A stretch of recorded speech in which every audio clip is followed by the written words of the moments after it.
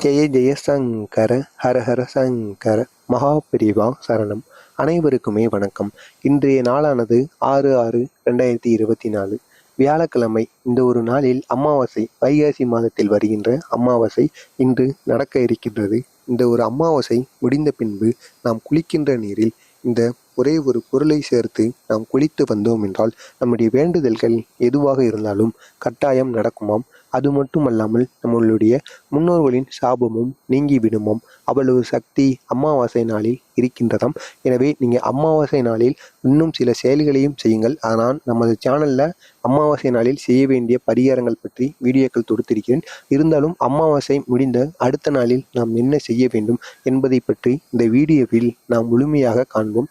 அதற்கு முன்பாக அமாவாசையானது புதன்கிழமை, அதாவது இன்று வியாழக்கிழமை, புதன்கிழமை நேற்று இரவு 7 மணி அளவிலிருந்து இன்று மாலை 6:40 மணி வரை நடக்க இருக்கின்றது. நீங்கள் இன்று காலை குளித்திருந்தாலும் பரவாயில்லை. இன்று அமாவாசை முடிந்த பின்பு நீங்கள் குளிக்கின்ற நீரில் இந்த ஒரே ஒரு பொருளை மட்டும் நாம் சேர்த்து குளித்து வந்தோம் என்றால் நமக்கு இருக்கின்ற தீராத நோய் நொடிகளும் நமக்கு இருக்கின்ற கஷ்டங்களும் தீர்ந்து விடுமாம். அமாவாசை நாட்களில் நம்ம பெருமாளையும் சிவபெருமானையும் மனதார நினைத்து கொள்ளலாமாம். இந்த இருவருக்குரிய பொருட்களைத்தான் நம்ம குளிக்கின்ற நீரில் சேர்த்து குளித்து வர வேண்டுமாம். இது காஞ்சி மகான் மகாபிரிவா கூறிய ஒரு எளிய பரிகார முறை. எனவே இந்த ஒரு பரிகாரத்தை நீங்களும் செய்து பாருங்கள். இதனால் உங்களுக்கு மிகப்பெரிய அளவில் நன்மைகளானது நடக்கும். அவ்வளவு சக்தி இந்த ஒரு பரிகாரத்திற்கு இருக்கின்றதாம். எனவே தவறாமல் நீங்களும் செய்யுங்கள். உங்களுக்கு தெரிந்த நபர்களையும் செய்து வர சொல்லுங்கள். மறக்காம நம்ம சேனலுக்கு நீங்கள் புதிய பார்வையாளராக இருந்தீர்கள் என்றால் மறக்காம நம்ம சேனலை சப்ஸ்கிரைப் பண்ணி வைத்துக் கொள்ளுங்கள்.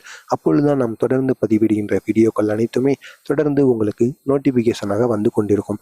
6:40 முடிந்து 6:41 அல்லது 7 மணியோ அதற்கு அப்புறம் கூட, அதாவது இன்றைய நாள் முடிவதற்குள் நீங்கள் எப்பொழுது மாலை 6:40 மணிக்கு மேலே எப்பொழுது வேண்டுமானாலும் குளிக்கலாம். அப்படி நம்ம குளிக்கும் பொழுது சிவபெருமானுக்குரிய ஒரு பொருளையும் பெருமாளுக்குரிய ஒரு பொருளையும் நாம் குளிக்கின்ற நீரில் சேர்த்து விட்டு முன்னோரிடம் நம்மளுடைய வேண்டுதல்களை எல்லாம் வைத்துவிட்டு முடிந்தால் குலதெய்வத்தையும் நீங்கள் மனதார நினைத்து கொள்ளுங்கள்.